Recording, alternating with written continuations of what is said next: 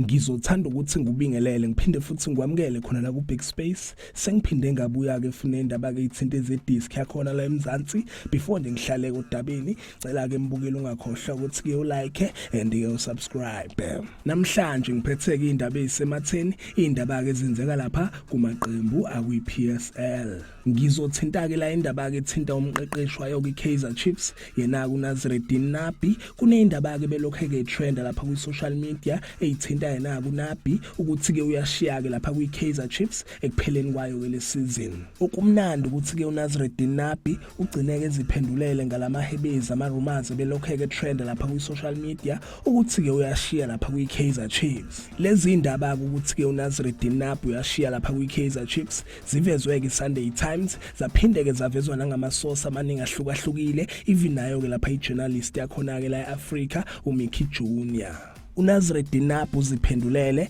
ngekathi ke semsakazweni uveze ukuthi ke iKaizer Chiefs kumele ke imtholele abadlali laba abafunayo uma ke lona ke iqembu leKaizer Chiefs lizimisele ngokuthi ke hlale kwisizini ezayo. Okunye akakuvezile kuNazreddine Nabi uveze ukuthi ke yena usafuna ukuqhubeka ke nomsebenzi wakhe ukuthi ke eqeqeshe iKaizer Chiefs ngesizini ezayo njengoba ke necontract yakhe isamvumela, kodwa ke lokhu uzokwenza under one condition, uma ke iKaizer Chiefs imtholela ke labadlali akabafunayo. Ubeke sesho ukuthi ke akafuni ukuphindwa ilento ke yenzakele kuyona ke le season.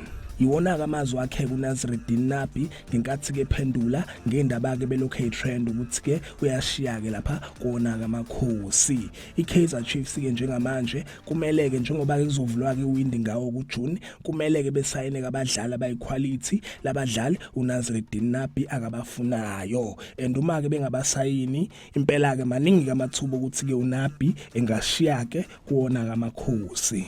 Yizo-ke lezi indaba ade ngikuphathele zona, indaba ke nje isematheni, indaba ke nje itrendayo. Cela ke mbukeli ungakhohlwa ukuthi ke ulike and ke usubscribe. Ake ngithi ke nje danke, ngiyazibongela.